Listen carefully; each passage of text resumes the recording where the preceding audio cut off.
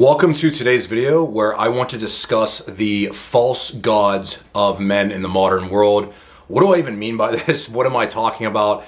Stick with me till the end because I think this is going to make a lot more sense to you as I discuss through this and compare this to things of the past and what this means in relation to you in pursuing your highest potential as a man and building yourself as a man. And if you stay with me till the end, I also have a gift to give you, so you don't want to miss out on that. Make sure you're subscribed if you want to build yourself as a man. Without further delay, let's get right into the video. So when I say the word false gods, what am I talking about? I'm not talking about anything necessarily in relation to religion like you probably thought when you clicked on this video. What I am talking about is the spiritual nature of man, of the masculine spirit. And if you look at all throughout human history, at most major religions, some capacity, the more three major faiths, right? Judaism, Christianity, Islam, they all say something in relation to like, you should not put any gods before me. And in that capacity, we could think of like false gods being worshiping other things that we shouldn't worship, etc. But even ancient faiths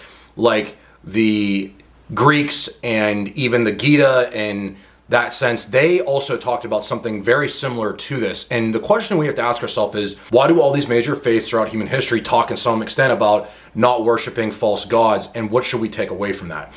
So I think the place I want to begin with this is talking about what sin really means. So if you understand sin from the standpoint of where that word actually originates from, it comes from a Greek word, hamartia. And what hamartia meant is when archers would shoot arrows, they would aim for a target on, they'd want to hit the bullseye. And whenever they missed the target, they refer to that as hamartia. It meant to miss the mark. And that became known as missing the mark in the ancient Greek world. And that term became sin eventually through translation. And really what sin meant was to miss the mark. Let's look at Christianity, for example.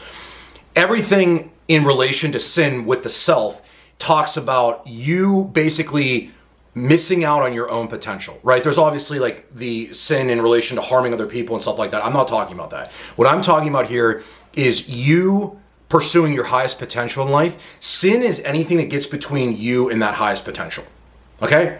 If we establish that baseline of understanding, what I'm going to say now about the false gods of modern men is going to make more sense, okay? So we understand sin being anything that gets between you and your highest potential. Look at two different examples of this, even just from, Christianity. Let's take gluttony, for example. Gluttony is when you overconsume, right? You eat too much food. What happens when you eat too much food? You get fat, you get lazy, you get lethargic, you get out of shape. What does that mean now? Now you can't function right in life, right? There's also the aspect of when you overconsume, you're taking resources away from other people. But again, I'm not talking about that in this video. I'm here to talk about building yourself as a man, okay? What happens when you let lust run your life? When you let lust run your life, you become too distracted from your mission and your purpose in life, which is where we're going with this, right? You're now distracted. You're only focused on women. You're too focused on, getting your nut, whatever it is, and you're not focused on your highest order as a man, on your highest level of masculine potential, okay?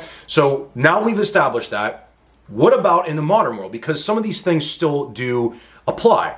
Well, we have to look at the world that we live in. Anything that gets between us and that highest potential that we have, anything that makes us weaker mentally, physically, spiritually, we have to see that as getting between us and our highest self. That is us basically in the modern world. It's the sense of sin. It's anything that gets between us and that highest potential that we have in this world, right? So we understand, I hope, that as men, there's only one life we have. We only have this one opportunity in this given life that we have. No matter what you believe about what happens when this life is over, we understand that on this earth, there is one chance, okay? When you eventually take your rest someday and your life ends, there's going to be 2 dates or years on your gravestone, and it's going to say your birth date, your death date, and there's going to be a line in the middle. And that line in the middle is your life, and it's the impact that you had, the life that you lived, the impact that you did or didn't have. And so everything, every choice that we make every day we wake up determines whether that line in between that date of birth and date of passing is impactful, if it's meaningful or not. And we know this subconsciously, but I'm making you aware of it now so you can't say you didn't know this, okay? I have to sometimes remind myself of this. That's why the phrase memento mori is so powerful, because it reminds us that we will die. We will someday leave this earth. Okay, so now that we've established all that 5 minutes into the video, let's talk about what those false gods are. Let's talk about what that means. So in the modern world, a lot of our terrain and our, I would say, battlefield for our highest potential in life is things that on the overview don't seem nefarious in the most part, but they can be very harmful. And what's really important to understand is that none of these things, as they are by themselves in isolation, are necessarily problematic. It's when they become godlike in our life. It's when we worship them, right? So we have access, let's take food, let's take the body, for example. We have access to more hyper palatable, great tasting food than ever before. And there's nothing wrong with having that slice of cheesecake. There's nothing wrong with having that slice of pizza.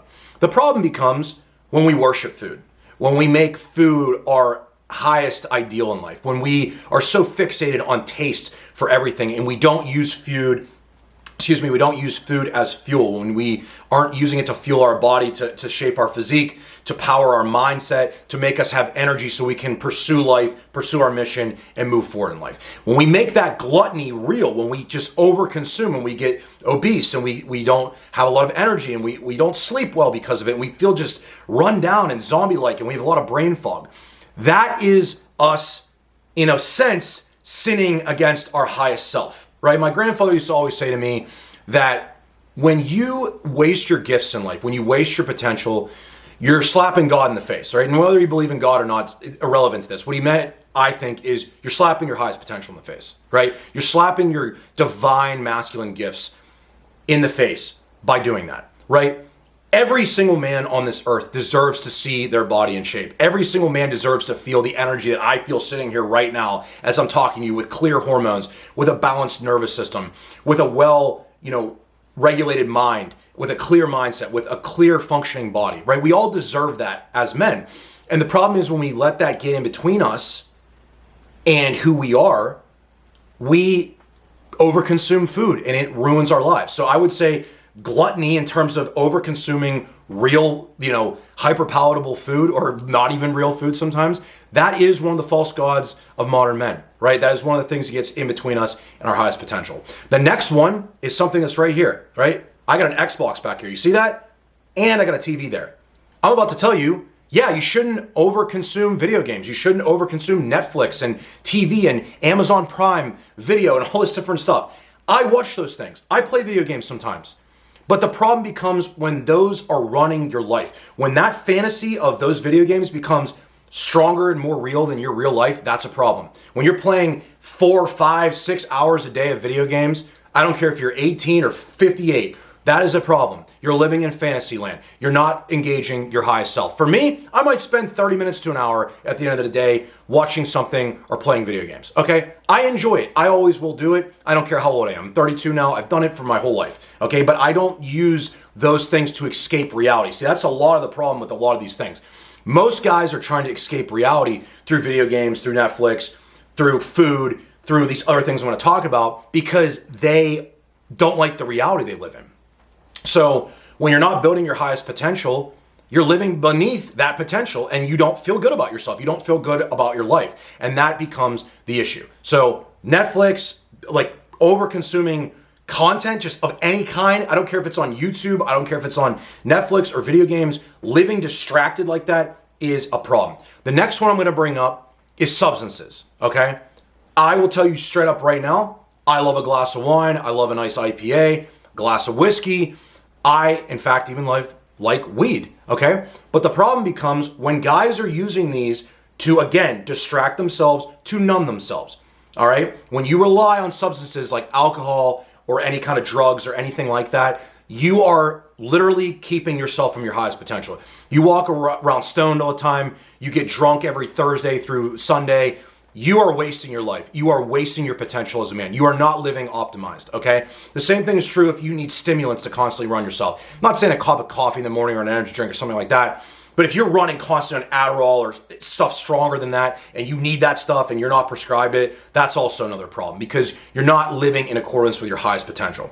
All of this comes back to that, right? It's this idea that if you are walking in life with your mission and purpose, you feel that energy spiritually, physically, and mentally. You don't need to be pouring alcohol in your system and constantly smoking weed and constantly vaping and constantly, pouring Adderall into your system, because your life should enthrall you to the point that you feel that energy to get out of bed in the morning. I wake up every single day of my life so stoked to pursue this life I'm given.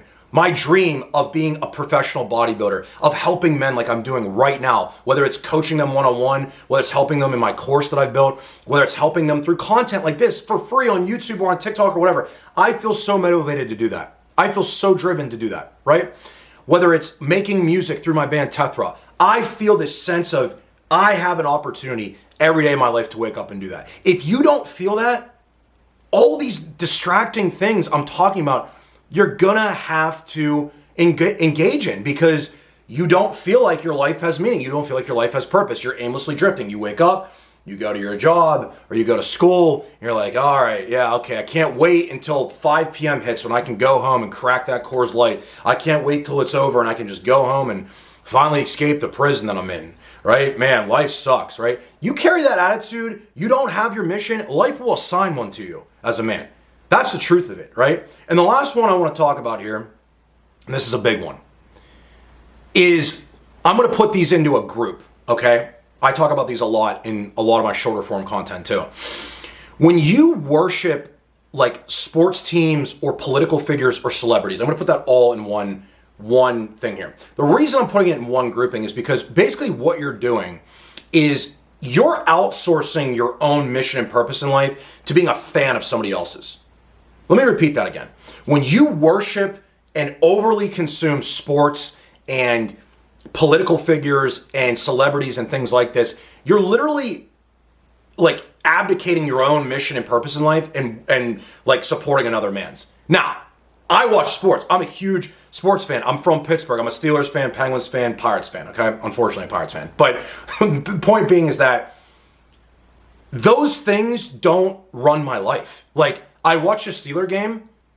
If they win or lose, I'm still waking up and doing the same shit, right? I still have the same goals for my life.